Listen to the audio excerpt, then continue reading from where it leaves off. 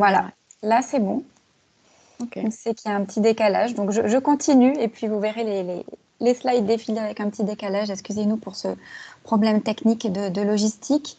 Pour présenter rapidement Sensi, acteur du coaching professionnel, nous avons vraiment pour vocation de rendre accessible le coaching professionnel, que ce soit avec des parcours en e-learning en ligne ou bien des séances de coaching avec des coachs professionnels certifiés. Et puis une politique tarifaire très abordable. Notre mission aujourd'hui, c'est de vous accompagner, de vous transmettre les clés pour que vous puissiez mieux vous connaître, vous affirmer, vous accomplir dans votre vie professionnelle en redevenant vraiment le moteur de votre vie. Peut-être que vous vous posez des questions. Et sur la slide d'après, j'ai mis quelques exemples de questions, notamment vous ne trouvez peut-être pas forcément le sens, du sens au quotidien dans votre vie. Peut-être que vous avez des décalages entre vos valeurs personnelles et justement votre quotidien ou vos missions dans votre travail. Peut-être que vous êtes aujourd'hui dans une zone un petit peu de confort que vous connaissez et c'est difficile de sortir de cette zone de confort, de mettre en place des actions pour aller vers de nouveaux challenges, vers un nouveau projet qui vous correspond davantage. Et donc, je vais laisser la parole à Laura, qui est donc notre coach Sensi, coach professionnel certifié, pour vous parler justement de comment redevenir un moteur avec un petit icebreaker. Pour l'instant, on est figé, Laura, à la slide présentation Sensi. On vient de passer les questions que je viens d'énoncer. Et là, tu les vois, les questions? Là, c'est bon, je vois les questions. Donc, c'est ce que je disais. Alors, attends, je vais essayer de faire autrement parce que sinon, on ne va pas y arriver. Excusez-nous.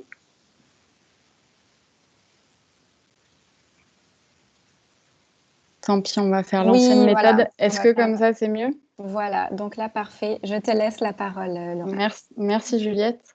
Alors, bienvenue à tous. Je suis très contente d'être là avec vous ce midi. Parce qu'on va parler de sujets qui m'intéressent tout particulièrement, donc, et vous aussi, je l'espère. Ouais, dis-moi. Juste, j'ai oublié de mentionner que ce webinaire est enregistré. Voilà, donc on aura l'enregistrement. Merci Juliette. On va rester à peu près 1 heure ensemble. Il y aura des espaces pour poser vos questions au milieu et à la fin, mais n'hésitez pas tout le long à poser vos questions dans le chat. Il y a Juliette et Bénédicte qui pourront les regarder, comme ça, elles me préviendront. L'idée, là, c'est au début, couper les micros de tout le monde pour avoir la qualité de son la meilleure possible. Mais on va pouvoir vous les rouvrir de temps en temps pour que vous puissiez participer et donner votre avis. Donc, vous serez informés. Et enfin, vers la fin, on va vous proposer un exercice. On va vous mettre à contribution pour que vous puissiez repartir avec quelque chose d'important et quelque chose qui compte pour vous. Donc voilà, je crois que je vous ai tout dit pour le cadre. Et maintenant, Bénédicte, si tu veux bien mettre dans le chat le lien, vous allez répondre à une question et on va voir en direct live vos réponses.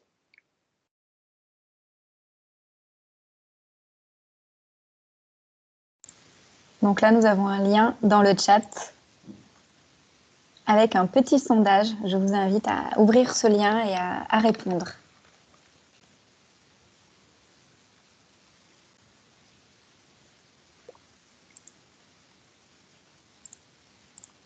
Alors, on voit les réponses qui arrivent pour l'instant. 2 personnes en train de créer leur projet, d'autres qui sont 3 qui sont dans leur travail mais qui ne se sentent pas forcément bien, 2 en transition professionnelle, 4 en transition professionnelle. Donc, on vous laisse encore un petit peu de temps. Comme ça, moi, je vais pouvoir adapter au mieux mon discours. OK. Donc, plus de la moitié d'entre vous en transition professionnelle. Et aussi qui ne se sentent pas bien dans leur travail actuel. Voilà, encore quelques petites secondes.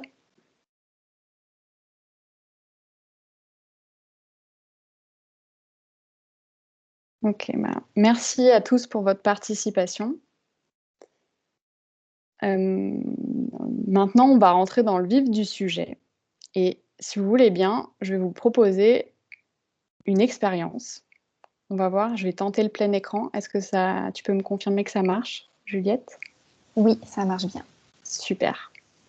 Alors là, c'est le moment du webinaire. Vous allez pouvoir vous installer bien confortablement dans votre fauteuil, dans votre chaise, votre canapé, et vraiment vous laisser porter. Donc, je vous invite à fermer les yeux si ça vous semble pertinent pour vous.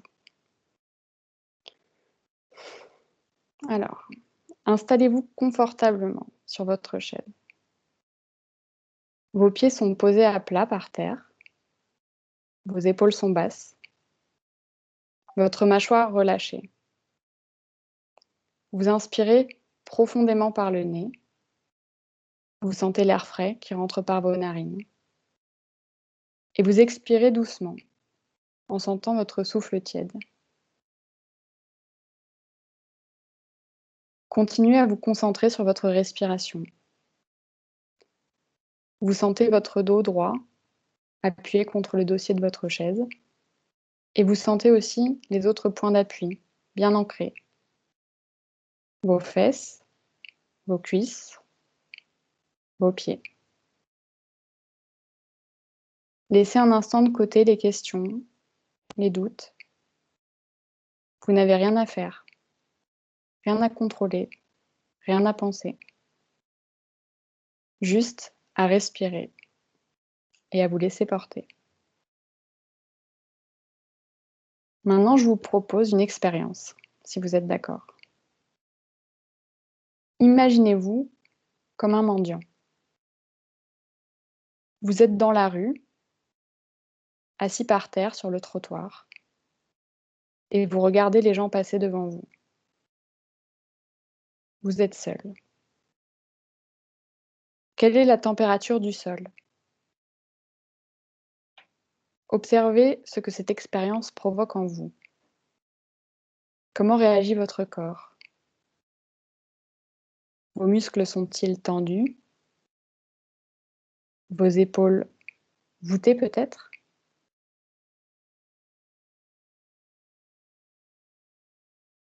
Vous pouvez maintenant laisser partir cette image.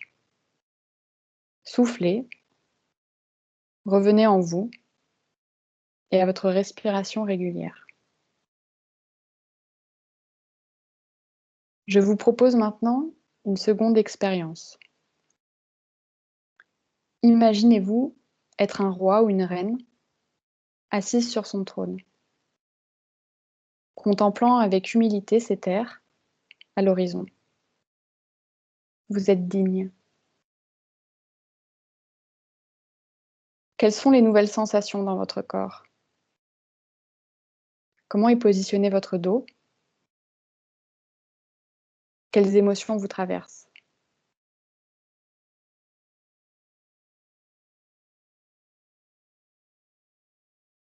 Quand vous êtes prêt, vous pouvez laisser partir cette image et revenir dans votre corps. Petit à petit, vous bougez vos doigts de pied, vos mains. Vous pouvez bâiller, vous étirer. Faites ce qui vous semble le plus juste pour vous. Respirez profondément une dernière fois et ouvrez les yeux. Alors, bon retour parmi nous. Je vous propose, et là Bénédicte, je veux bien que tu réactives les micros. S'il y en a certains qui veulent témoigner de ce qu'ils ont ressenti, des différences qu'ils ont pu vivre au niveau de leur corps ou au niveau de leurs émotions.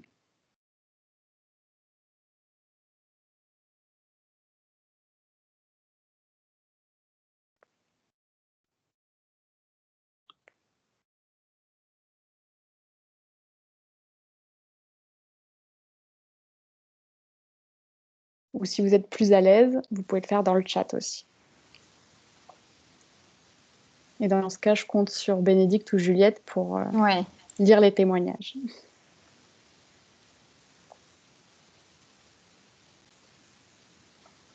Bonjour. Bonjour. Bonjour. Donc je me présente, je m'appelle Andrea. J'ai eu deux sensations différentes lors de la méditation. Bah, oui, méditation. Lorsque j'étais mendiante, je me sentais seule et recroquevillée à l'intérieur de moi.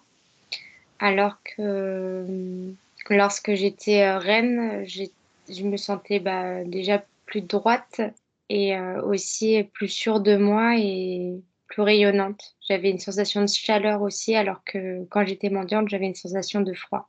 Mmh. Super, merci beaucoup Andrea pour ton témoignage. Merci à vous. Est-ce qu'une personne de plus veut témoigner? Sinon, on continue.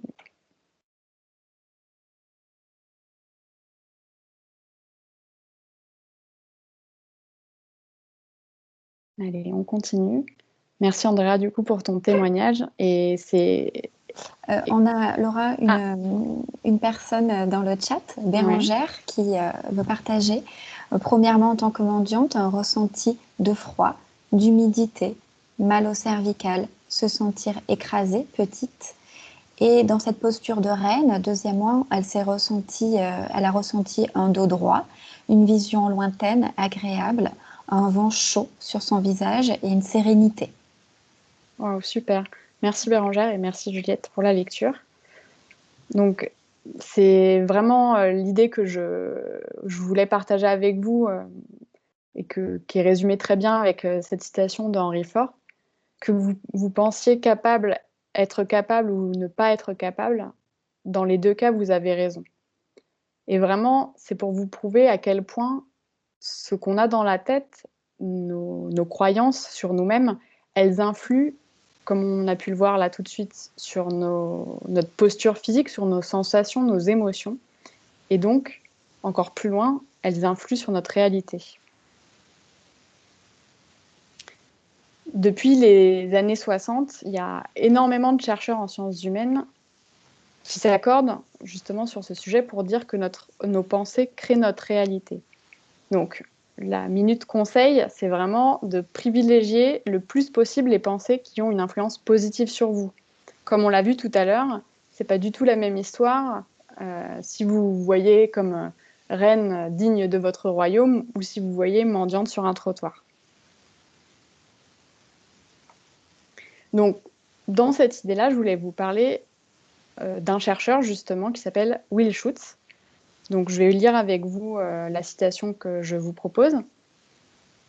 Lorsque nous réalisons le formidable pouvoir de la vérité, que nous reconnaissons notre stupéfiante capacité à déterminer nos propres vies et que nous dépassons notre peur de nous regarder ouvertement et honnêtement, nous pouvons atteindre des hauteurs sans limite de productivité et un accomplissement personnel dans nos entreprises, nos relations et en nous-mêmes.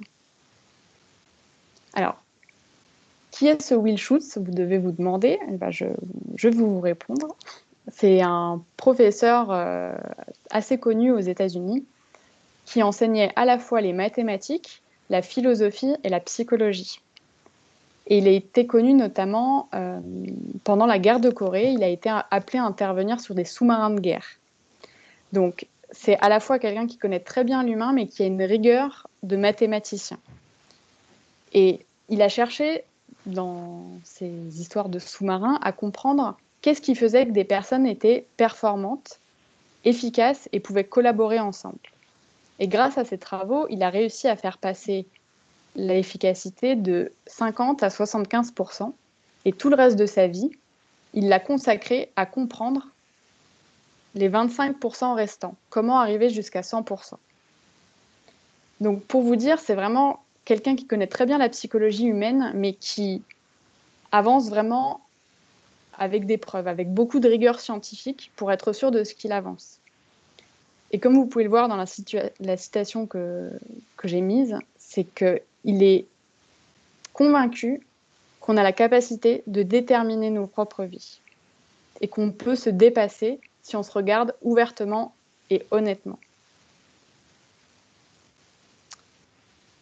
Donc, ce que je vous propose ensemble aujourd'hui, c'est qu'on écoute Will Schutz et qu'on se dise qu'on est capable de choisir notre existence. Alors maintenant que j'ai dit ça, vous vous dites, ok, mais en fait, si je choisis mon existence, ça veut dire que je suis responsable des choses bien, mais j'imagine que la première chose que vous dites, c'est que vous êtes aussi responsable des choses de votre vie plutôt inconfortables. Donc là, je vous arrête tout de suite. Ouais, dis-moi, Juliette. Justement, Laura, il y a une question dans le chat à ce propos de Lola qui nous dit: est-ce que le tout positif n'empêche pas d'écouter ses émotions, même si elles sont négatives? Eh bien, en fait, justement, moi, ce que je vous encourage, c'est de ne pas voir tout positif, mais de voir surtout quand c'est inconfortable, mais de ne pas vous culpabiliser pour ça. Et c'est surtout ce point-là dont j'aimerais parler tout de suite. Et si je n'ai pas suffisamment répondu à ta question, juste après, il y a un petit espace pour les questions. Et tu pourras me la reposer si tu sens que c'est nécessaire. Donc, l'idée, c'est vraiment de déculpabiliser si on n'arrive pas à tout faire, justement. Si on n'a pas des émotions confortables tout le temps. Et surtout, là, en l'occurrence, si parfois on rejette la faute sur les autres. En fait, on est vraiment tous élevés comme ça. Par exemple, j'ai entendu il n'y a pas longtemps un enfant qui jouait avec un petit avion en plastique. Il le jetait et au bout d'un moment, l'avion il s'est éclaté par terre. Et il est allé voir sa mère en lui disant l'avion, il est cassé. Alors, c'est marrant parce que non, c'est pas l'avion qui est cassé, c'est lui qui a cassé l'avion, mais c'est plus simple pour notre cerveau, c'est plus simple pour notre ego de se dire que c'est pas de notre faute. Et il n'y a pas à se sentir mal pour ça, c'est comme ça. On est tous pareils. C'est plus commode de mettre la faute sur les autres. Et en fait, par le passé, quand on était petit surtout, c'est des stratégies de mise à distance, de déresponsabilisation qui ont été très utiles parce que probablement on n'avait pas les ressources émotionnelles ou intellectuelles pour comprendre. Mais en fait, aujourd'hui, cette stratégie de mise à l'écart, de déresponsabilisation, elle ne correspond plus à nos aspirations, elle ne correspond plus à nos besoins actuels. Et il y a une phrase d'Einstein que j'aime beaucoup, qui correspond bien à cet état d'esprit. Il dit qu'on ne peut pas résoudre un problème avec le même type de pensée qui a aidé à créer le problème. Donc là, l'idée, c'est d'accepter qu'on a tout ça, mais de le dépasser. Et de conserver à l'esprit qu'on aura toujours des angles morts, toujours des croyances fausses, mais c'est pas grave. C'est ce qui fait de nous des êtres humains. L'important, c'est d'avancer et de prendre de plus en plus de responsabilités dans sa vie, de faire de plus en plus de choix pour soi.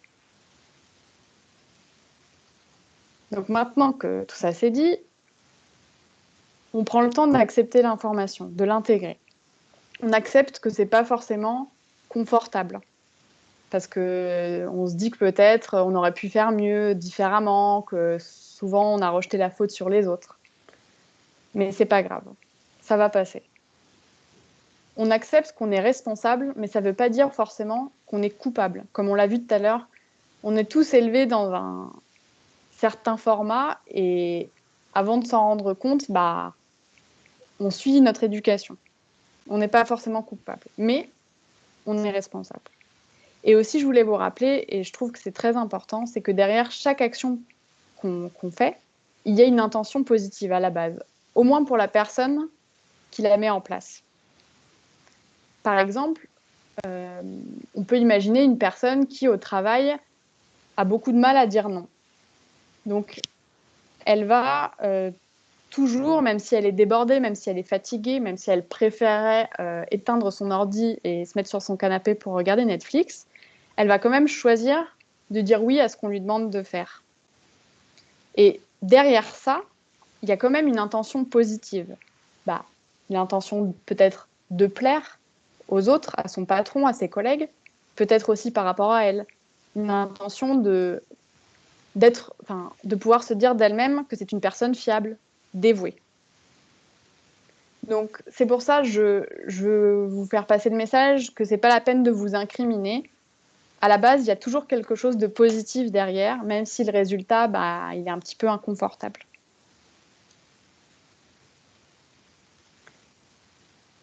Du coup, maintenant, j'aimerais vous encourager à vous poser 2 questions. Aujourd'hui, et on l'a vu dans le sondage, la plupart d'entre vous êtes soit pas très bien dans votre travail ou justement avez fait le pas de quitter votre travail ou quitter ou chercher autre chose. Du coup, à un moment donné, vous étiez dans une situation inconfortable, mais vous y êtes resté.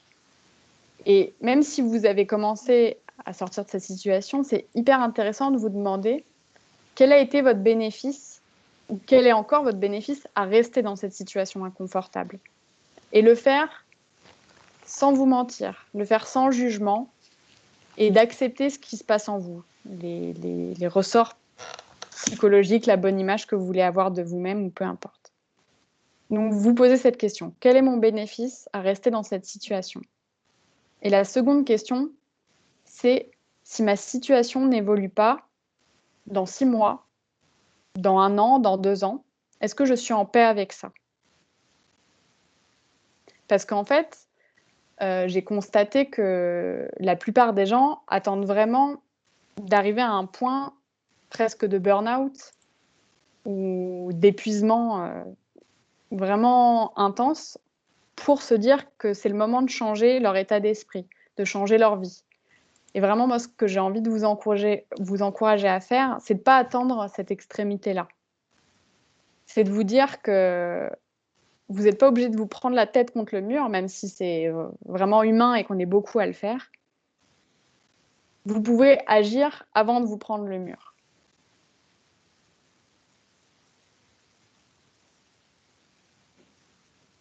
Alors maintenant, je veux bien, Bénédicte ou Juliette, que vous me disiez s'il y a des questions dans le chat ou même ouvrir le micro s'il y en a qui veulent s'exprimer. Alors, pour l'instant, j'invite les participants à poser leurs questions dans le chat.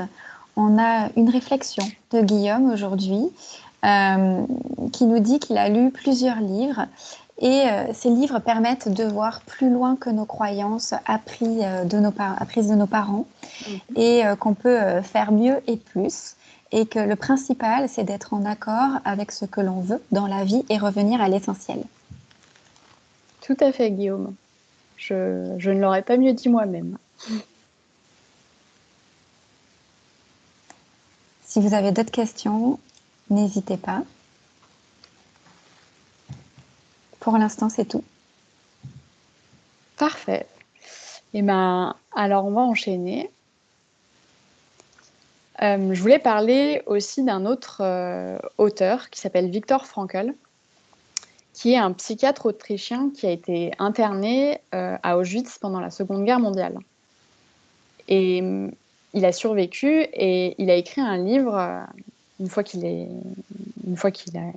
a pu, qui s'appelle Donner un sens à sa vie, que je vous recommande d'ailleurs, où il explique, déjà il livre un témoignage de ce qu'il a pu vivre avec son regard de psychiatre, et il explique et il analyse ce qui, d'après lui, a permis à certains de survivre ou à certains d'abandonner. Et ce qui est assez incroyable dans ce témoignage, c'est que malgré les horreurs que lui-même a pu vivre, dans une extrémité pareille de l'Holocauste, de l'humiliation, de la privation, c'est qu'il continue de dire, et il est vraiment convaincu que l'ultime liberté de l'être humain est de choisir sa réponse. Et même dans un environnement où tout nous est imposé, il est persuadé que ça jouait aussi un rôle dans sa survie, qu'il se soit dit qu'il ait le choix de répondre d'une façon ou d'une autre à ce qu'on lui imposait. Donc je ne sais pas vous, mais moi, personnellement, ça me force le respect. Et j'y repense parfois quand je suis face à mes petites problématiques quotidiennes. Donc ce qu'il dit, c'est qu'on a toujours le choix. Donc là, maintenant, on va voir le revers positif de la médaille, de la responsabilité. On a eu le temps de digérer l'info, on a eu le temps de penser un peu nos plaies. Maintenant, on va gagner en pouvoir personnel. Je vous ai mis le titre en anglais parce que je trouve ça hyper intéressant. De voir que responsibility, en fait, c'est aussi capacité, l'habilité à pouvoir répondre, comme ce qu'on vient de voir jusqu'à maintenant. Donc, je vous encourage à voir maintenant vos problèmes comme des opportunités de changement. À vous dire, tiens, si maintenant je suis dans une situation inconfortable, si j'ai des émotions vraiment désagréables, eh ben, c'est le signal qu'une partie de moi envoie pour dire qu'il y a quelque chose à changer. Et vraiment, je vous encourage vraiment pas à mettre, à boucher toutes les écoutilles, fermer vos yeux, vos oreilles et faire comme si de rien n'était. Même si c'est difficile, regardez, cet inconfort en face et regardez qu'est-ce qu'il veut dire. Quel est le message qu'il vous donne. Et c'est comme ça que vous allez gagner en pouvoir personnel. Aussi, quelque chose d'autre que j'ai envie de partager avec vous, c'est que finalement, on a peur de rien d'autre que de soi. Si on reprend l'exemple tout à l'heure de la personne qui avait du mal qui n'arrivait pas à dire non et qui croulait sous le travail, si je lui demandais pourquoi elle me disait, elle fait ça comme ça, peut-être qu'elle me dirait oui, mais j'ai pas le choix, je peux pas dire non à mon patron. Donc là, on vient de voir que c'est pas une réponse acceptable. Peut-être qu'elle me répondrait qu'elle a peur de son patron, qu'elle a peur qu'il lui crie dessus. Et là, en fait, là où est la petite subtilité, c'est que elle n'a pas peur, en fait, de son patron, mais elle a peur de son incapacité à réagir face à une colère de son patron. Et là, ce qui change tout, c'est qu'on peut travailler sur notre capacité, sur notre réaction face à une surprise, face à quelqu'un qui se met en colère, face à quelqu'un qui nous menace, imaginons. Et là, on peut faire un vrai travail pour évoluer et pour avoir moins peur. Et ça change tout parce qu'avant, on était concentré sur l'autre personne, sur l'extérieur. Et ça, je peux vous le dire, je vous conseille vraiment pas d'essayer de changer quelqu'un ou d'avoir du contrôle sur quelque chose d'extérieur à vous parce que ça marche jamais. C'est vraiment de la perte de temps et perte d'énergie. Donc, vous prenez la responsabilité, mais grâce à ça, vous pouvez décider de votre vie. Vous pouvez devenir, on peut utiliser cette formule, le héros de votre histoire. Parfois, c'est bien aussi de prendre un peu de hauteur, un peu de légèreté et de voir la vie comme peut-être un roman que vous aimez. Alors, je ne sais pas si votre style, c'est plutôt l'aventure ou peut-être un livre romantique, mais imaginez-vous, comme on a fait tout à l'heure, d'être le roi ou la reine de votre territoire. Et c'est à vous de prendre les décisions. C'est à vous d'écrire votre histoire.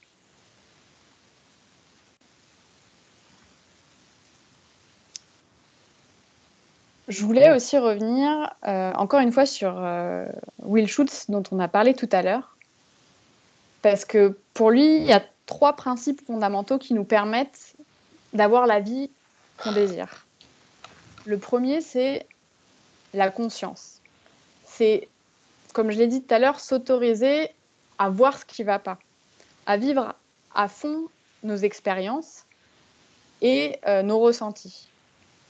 Et vraiment, c'est un travail d'introspection, d'écoute de soi, ses ressentis, ses émotions, pour être vraiment conscient de ce qu'on vit, de si on était peut-être d'accord dans une situation, mais que ça a évolué, maintenant on ne l'est plus. C'est vraiment d'être conscient de tout ça. Le deuxième principe, c'est le choix. On l'a vu jusqu'à maintenant, c'est comment on peut être le pilote dans l'avion de sa vie, quoi. Comment on est responsable et libre.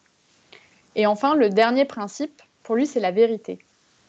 C'est-à-dire qu'il faut être capable de se dire d'abord à soi, et je pense que c'est vraiment le plus important, de se dire à soi ses propres vérités. De se dire que maintenant, on en a marre de telle situation, ou qu'on ne se sent pas capable de faire ça, ou qu'on est mal à l'aise. Et c'est d'être capable de se le dire d'abord à soi, ensuite aux autres. C'est le pompon, c'est le bonus. Mais vraiment, si déjà vous arrivez à vous dire la vérité à vous-même, c'est déjà un pas énorme vers une vie meilleure. Et tout ça, ça passe par une analyse de vos pensées, mais aussi de vos paroles. Et là, j'aimerais bien vous proposer un petit exercice. C'est d'analyser cette phrase Désolée, j'étais coincée en réunion. Alors, j'aimerais bien qu'une ou deux personnes me disent ce qu'elles pensent de cette phrase. Désolée, j'étais coincée en réunion. Si Bénédicte, tu veux bien ouvrir les micros, s'il te plaît.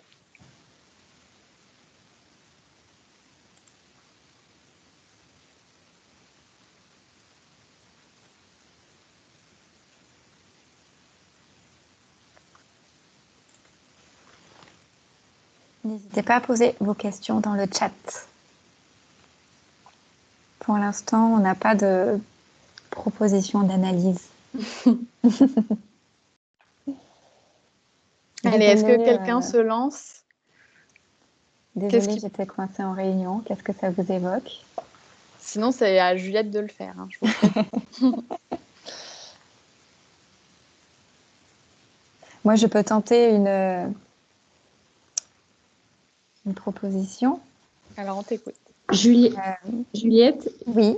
Excuse-moi, il y a des personnes qui lèvent la main dans les participants. Je te laisse les... Alors, nous avons Aïssa. Comment est-ce que...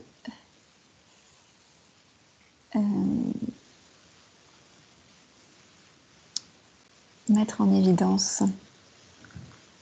Aïssa, est-ce que tu peux parler ou toujours pas de micro?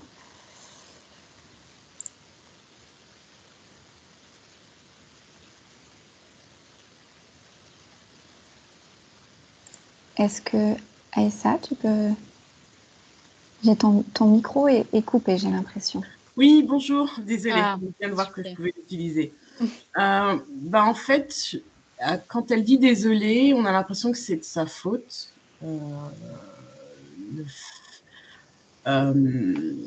Qu'elle soit en retard, enfin j'assume qu'elle est en retard, c'est pour ça qu'elle s'excuse. Et j'étais coincée en réunion, enfin si je disais ça, c'est parce qu'en fait, sûrement cette réunion ne m'intéressait pas. Et que j'étais un peu contre mon gré à cette réunion. Enfin, ouais, voilà, ça me donne cette idée-là. Ok. Merci beaucoup, Aïssa. De rien. Du coup, il y avait plusieurs mains levées, si j'ai bien compris. Alors, je vais dans les autres mains levées. J'ai Féro.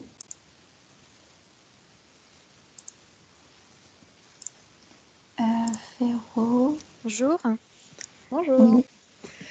Moi, je trouve que c'est une excuse que souvent on retrouve dans le discours des femmes, de dire, de s'excuser, de faire quelque chose pour son travail.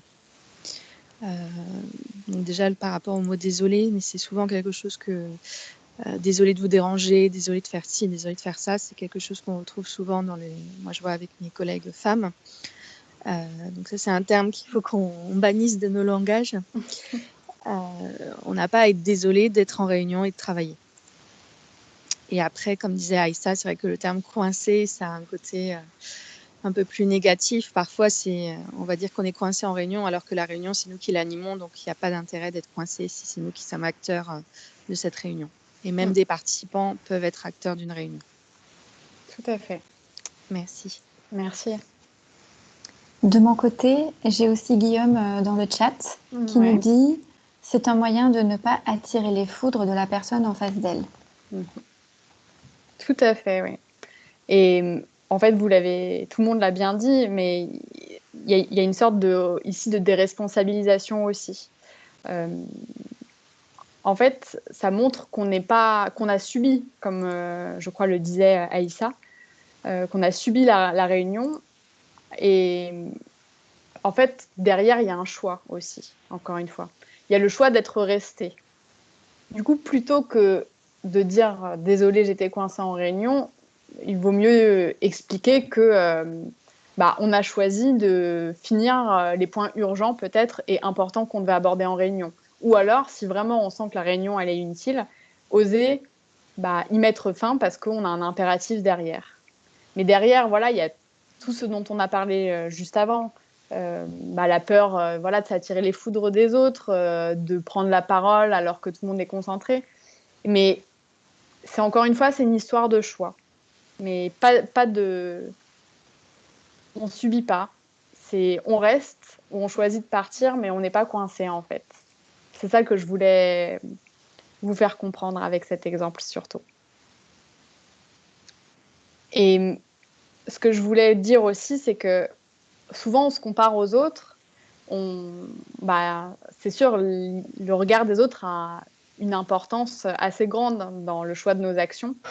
Et ce que j'ai envie de vous dire, c'est que le plus important, c'est vraiment d'être fier de soi et d'être intègre à qui on est, pas se comparer aux autres, mais à son soi d'avant, d'il y a 1 an, 6 mois, de la veille, et pour voir comment on a progressé. Quel est le chemin qu'on a parcouru?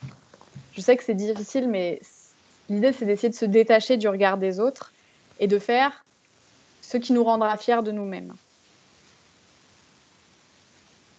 Et je voulais partager aussi quelque chose que j'ai découvert il n'y a pas si longtemps que ça. C'est finalement que l'échec, c'est des résultats qu'on n'attendait pas. Souvent, on s'empêche de faire des choses nouvelles parce qu'on a peur d'échouer. Mais peut-être qu'on peut voir ça juste comme quelque chose qu'on avait mal analysé ou pas très bien prévu. Et je vous garantis qu'on sous-estime beaucoup notre capacité à se relever.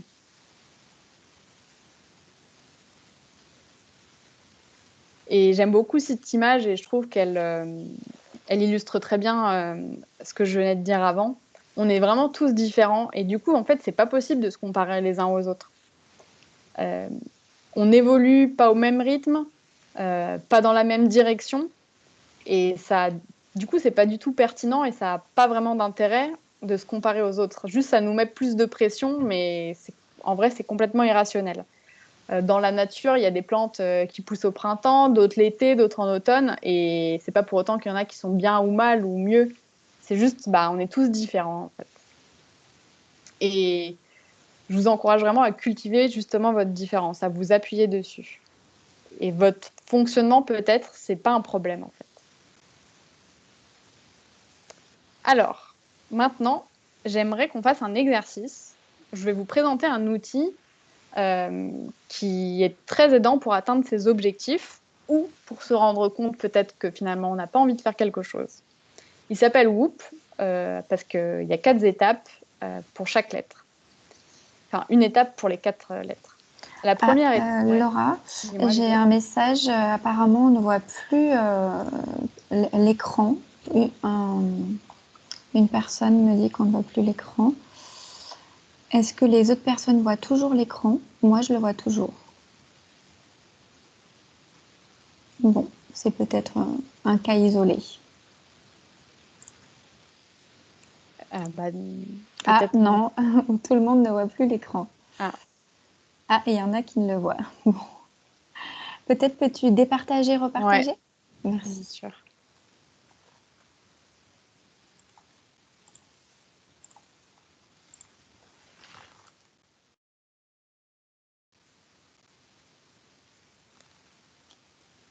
Pour moi, c'est bon. On va essayer de continuer comme ça.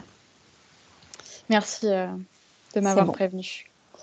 Alors, donc, cet outil, la première étape, c'est de choisir un désir, un souhait, un objectif.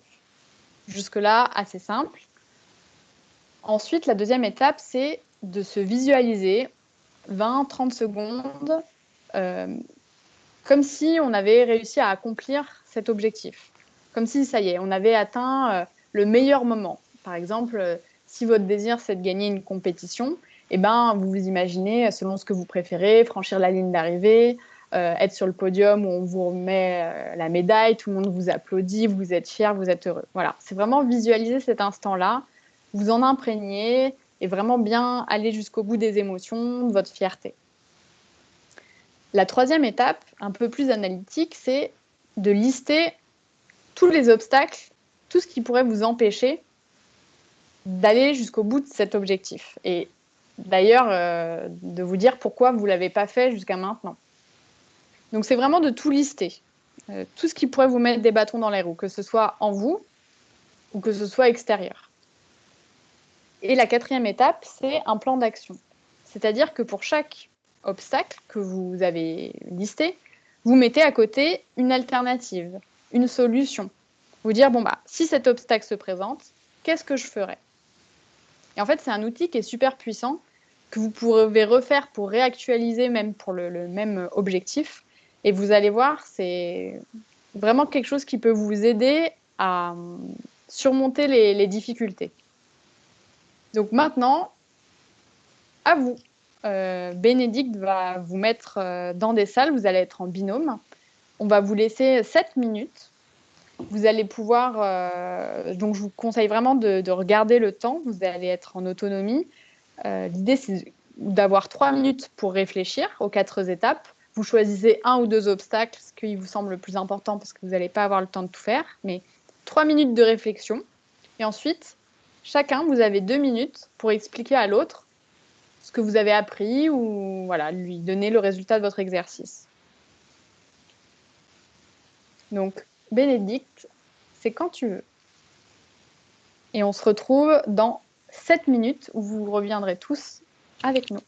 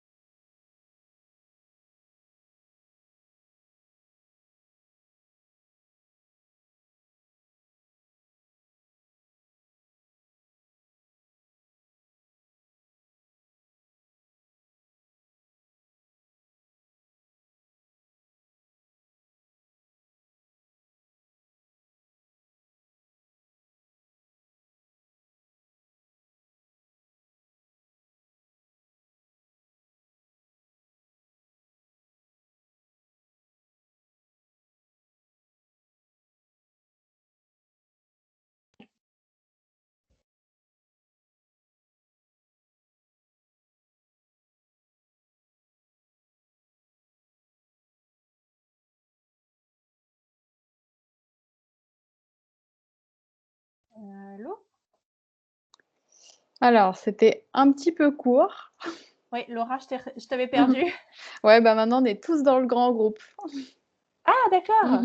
On est tous revenus ensemble. Ouais. Et je les vois Donc, pas. désolée pour la rapidité de l'exercice. Je pense qu'on avait tous beaucoup de choses à dire. Mais Ouais. le principal, c'est que vous ayez pu, en tout cas, au moins l'écrire pour vous. Si vous n'avez pas eu le temps de tout dire, au moins de vous le lister et de pouvoir travailler dessus, vous avec vous. C'est ça le plus important. Même si c'est très frustrant, je le sais. Alors, merci pour votre participation à cet exercice. Je vous propose de continuer la présentation en vous posant une autre question. D'après vous, quel est le temps de gestation d'un lapin et celui d'un éléphant?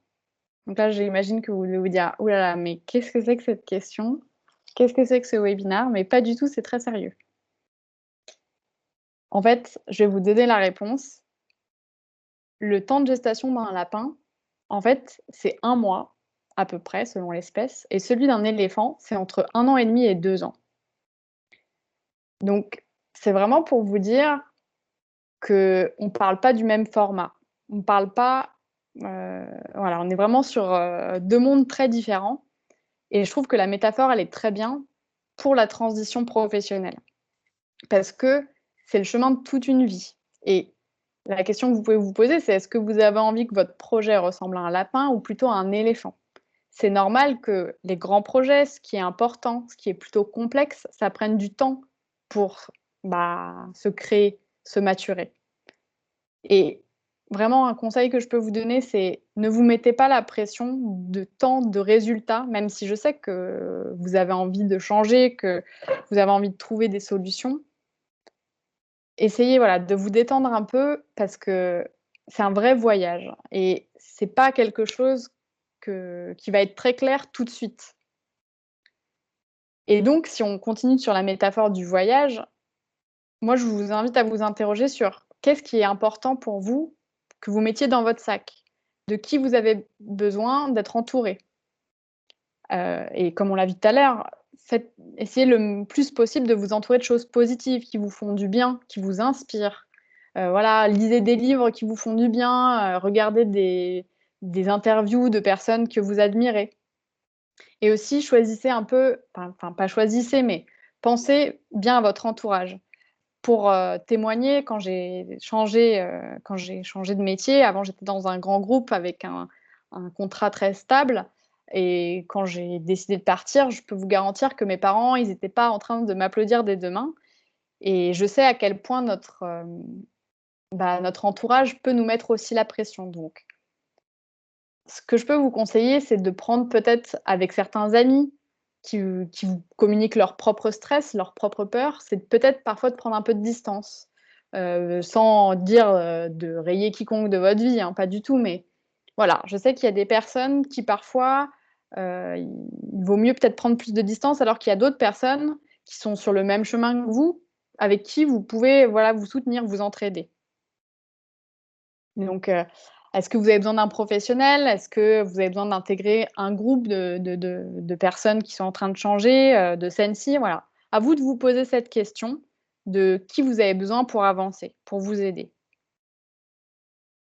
Et ensuite, dernier conseil, message que je peux vous transmettre pour vous aider à avancer dans votre projet, votre évolution professionnelle, c'est la technique des petits pas. C'est vraiment ne pas visualiser la montagne que vous devez gravir. Je ne sais pas si vous faites un petit peu de randonnée, mais si vous avez plusieurs jours de marche devant vous et que vous pensez à ça directement, c'est terminé. Il faut se concentrer vraiment sur juste le prochain pas après pas. Et vous focaliser sur la prochaine action que vous allez faire qui est à votre portée. Et c'est pour ça que je vous propose de vous poser cette question et même pour ceux qui le veulent, de vous engager en écrivant dans le chat la réponse à cette question, mais de vous engager sur quelque chose que vous pouvez faire demain et qui vous rendrait fier de vous-même. Si vous voulez le garder pour vous, faites-le. Mais voilà, essayez de vous engager au moins avec vous-même pour vous dire ça, c'est facile, ça m'a porté, ça me ferait du bien.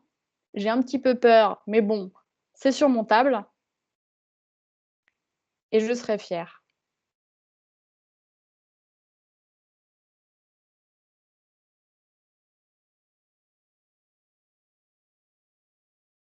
Et voilà, pendant que vous réfléchissez à cette question, eh bien, vous pouvez aussi me poser des questions dans le chat ou avec le micro si Bénédicte, tu veux bien les rouvrir. Vous pouvez voilà, nous donner aussi des témoignages. Avec quoi vous repartez? Qu'est-ce que vous retenez? Ou si vous avez un commentaire, une question. Il y a Guillaume qui nous fait part de son petit rêve pour demain. Ça serait de quitter son travail qui est frustrant et contraignant.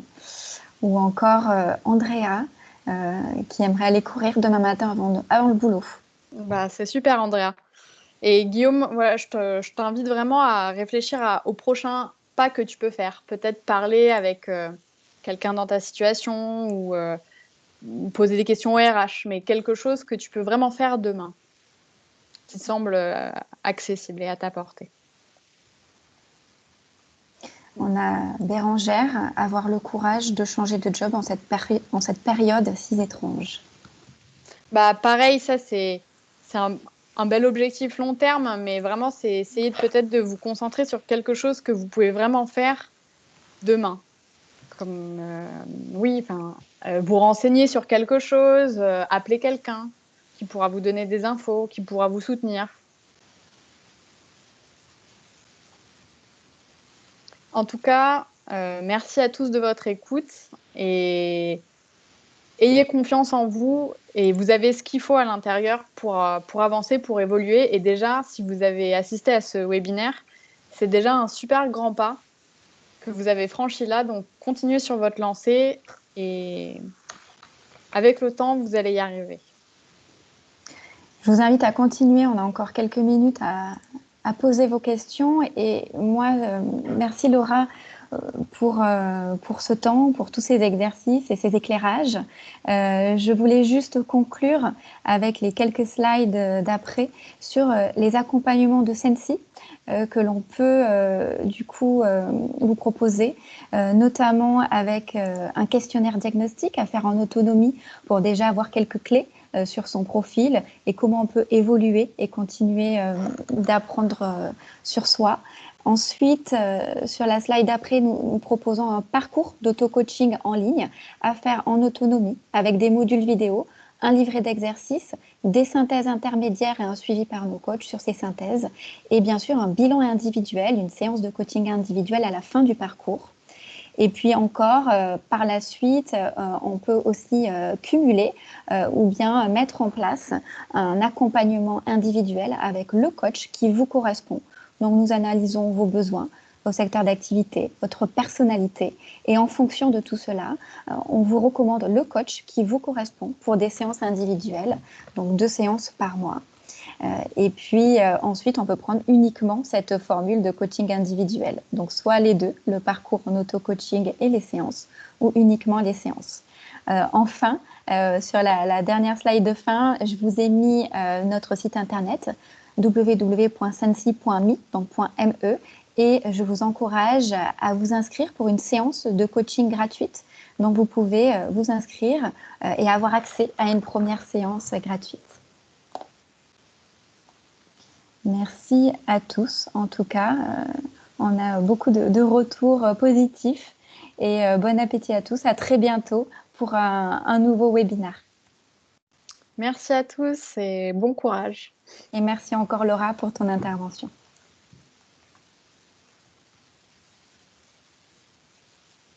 Merci, on coupe cette réunion. Merci à tous.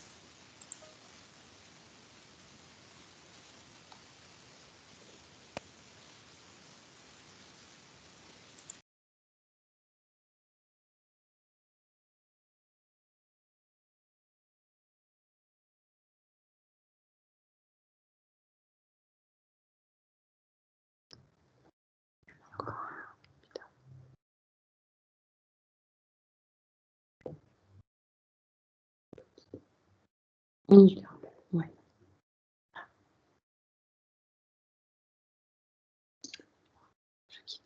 Et l'enregistrement, ça va me l'envoyer.